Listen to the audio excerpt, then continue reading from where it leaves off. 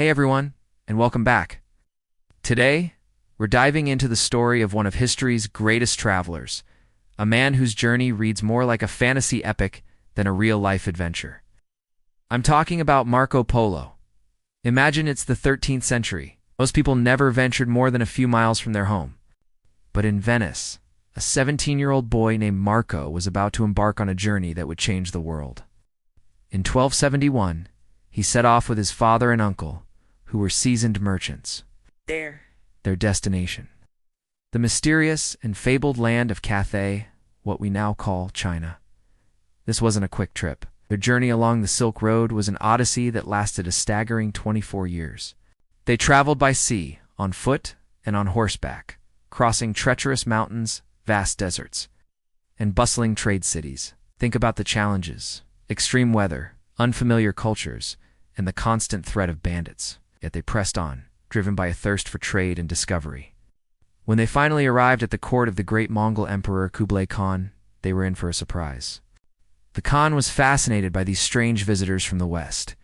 He was particularly impressed with young Marco's intelligence and keen observational skills. Instead of just letting them trade and leave, Kublai Khan made Marco an emissary, a special envoy for his court. For the next 17 years, Marco Polo lived a life beyond imagination. He traveled all over the Mongol Empire, from the vibrant cities of China to the distant lands of what is now Vietnam, India, and Tibet. He wasn't just a tourist. He was working for the most powerful ruler on earth. He saw things Europeans could only dream of: paper money, coal used as fuel, and a sophisticated postal system that could deliver messages across thousands of miles in days. He witnessed a civilization that was, in many ways, far more advanced than Europe at the time. After nearly 2 decades in the East, the Polos finally felt the pull of home. Getting permission to leave wasn't easy, but they were eventually tasked with one last mission: escorting a Mongol princess to Persia to be married. This final leg of their journey was a perilous sea voyage, but they made it. When Marco Polo finally returned to Venice in 1295, he was a changed man. He was almost 40 years old and had spent most of his life in a world completely alien to his countrymen. People in Venice were skeptical. They struggled to believe his tales of immense wealth, strange customs, and incredible innovations. His stories were so fantastic that he earned the nickname Il Milione, meaning the million, because many thought his tales were million-to-one exaggerations. But Marco was determined to share what he had seen. A few years after his return, during a naval conflict between Venice and Genoa, Marco was captured and imprisoned. It was there, in a Genoese prison cell, that he met a writer named Rustichello da Pisa.